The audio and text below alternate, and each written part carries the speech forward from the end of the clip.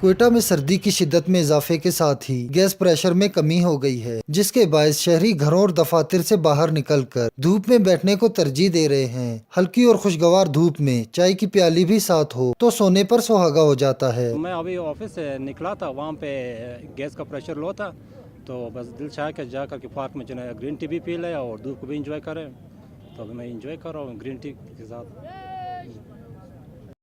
Metropolitan کے سبزہ میں سردیوں کی دھوپ میں بیٹھے یہ افراد نہ صرف دھوپ سے لطف اندوز ہو رہے ہیں بلکہ گپ شپ کے ساتھ ساتھ سبز چائے کا بھی دور چل رہا ہے۔ کہتے ہیں کہ دوستوں کے ساتھ گپ شپ کرنے اور دھوپ میں بیٹھ کر چائے پینے کی اس سے بہتر جگہ اور کوئی نہیں۔ صبح کے ٹائم تو سردی ہوتی ہے، اس ٹائم یہاں پر آ کر بیٹھ جاتے ہیں اور دھوپ کا مزے لیتے ہیں اور چائے بھی پیتے ہیں۔ ادھر سارے بس آتے ہیں، ادھر ہی بیٹھتے ہیں، زبردست جگہ ہے۔